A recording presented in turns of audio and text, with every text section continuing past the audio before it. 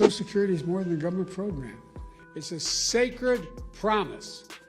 We made it a sacred promise. We're witnessing something truly shocking, folks. The gloves are off in what might be the most bizarre political showdown of 2025. Social Security is more than a government program. It's a sacred promise. We made it a sacred promise. Former President Joe Biden emerged from retirement yesterday with guns blazing. And hours later, something happened that has Washington insiders absolutely floored. Yes, you're seeing that right. The actual federal agency itself just called the former president of the United States a liar on its official government account, with the official seal and everything. Let that sink in. This isn't just another day of partisan bickering. We've entered uncharted territory where government institutions themselves are being weaponized against political opponents. And it all started with Biden's explosive return to the public stage. After months of relative silence since leaving office in January, the 82-year-old Biden chose a disability advocates conference in Chicago for his dramatic return yesterday. And let me tell you, this wasn't Sleepy Joe. This was Spicy Joe, ready to throw down. I've taken a hand to the Social Security Administration, pushing just 7,000 employees, 7,000 out the door in that time.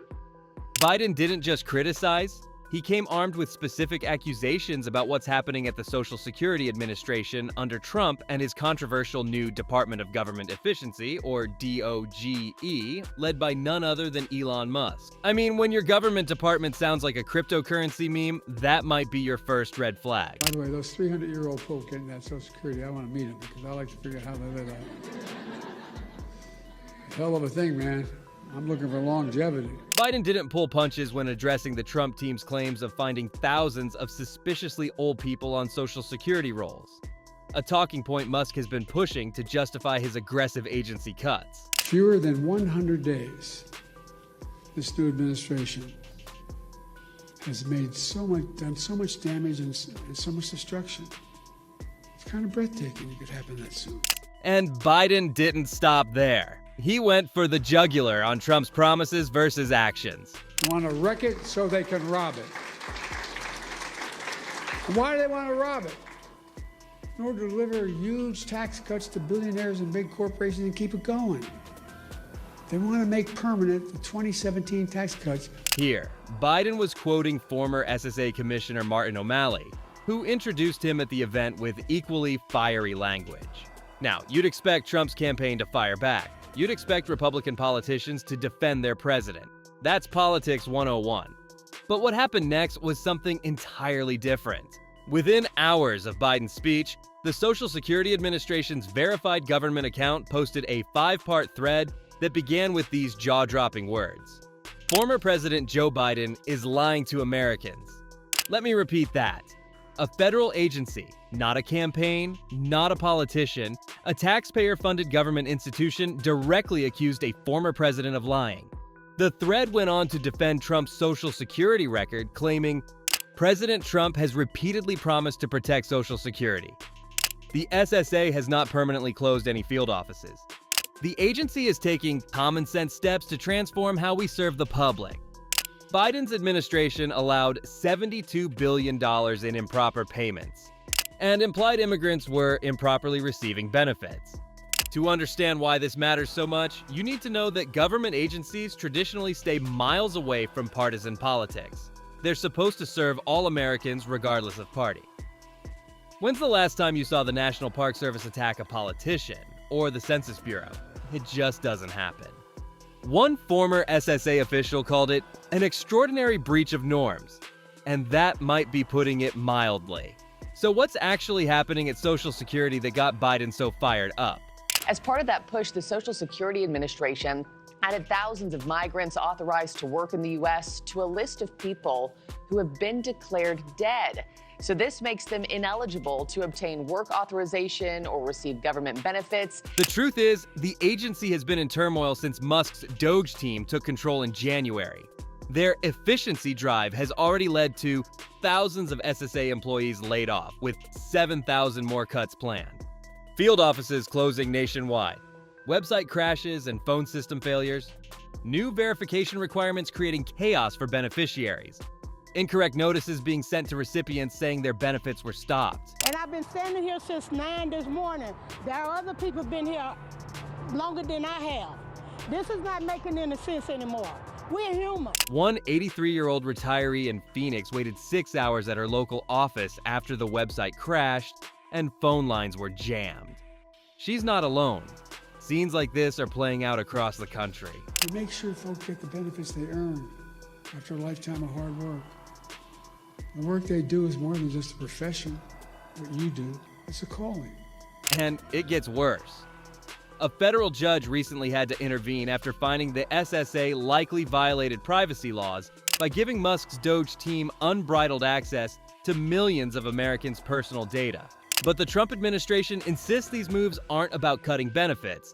They're about eliminating fraud and waste. Just yesterday, Trump signed a memo expanding prosecutions of Social Security fraud, especially targeting what he calls illegal aliens and other ineligible people. The memorandum will direct the administration to ensure ineligible aliens are not receiving funds from the Social Security Act programs. Democrats counter that real fraud rates are low and that the administration is weaponizing these fears to justify ideological cuts. Here's where it gets truly bizarre. Reports emerged that the administration considered flagging certain immigrants as deceased in SSA records to force them off rolls. A move one advocate said will not only create extreme hardship but kill people by suddenly cutting off their income.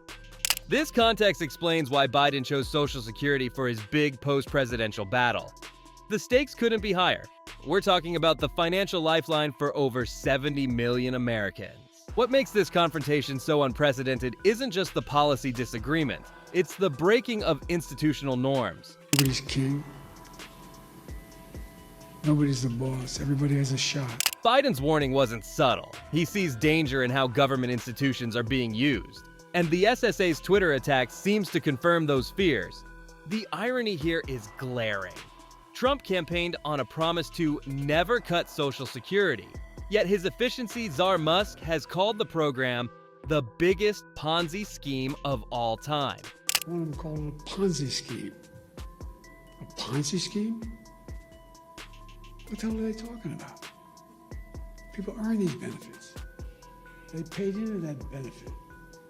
Republican Senator Susan Collins broke ranks to express concern, telling reporters, government agencies shouldn't be engaging in partisan attacks. That's inappropriate regardless of administration. Democratic leaders are already planning hearings on what they're calling the politicization of federal agencies, with specific focus on the Social Security Administration's attack on Biden. And the White House response? Press Secretary Caroline Leavitt didn't exactly try to lower the temperature.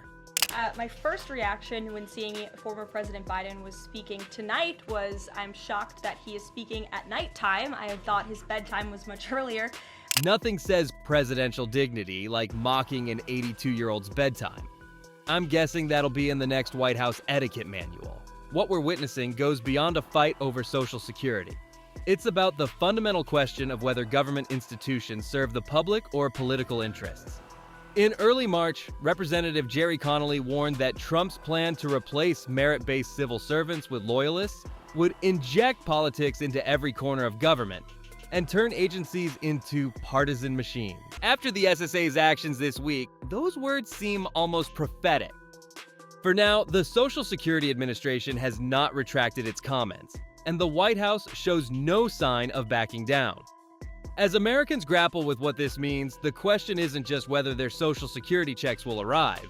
It's whether the institutions they've trusted for generations are becoming weapons in our political wars. One thing's certain, Biden may have left the White House, but he's not leaving the fight.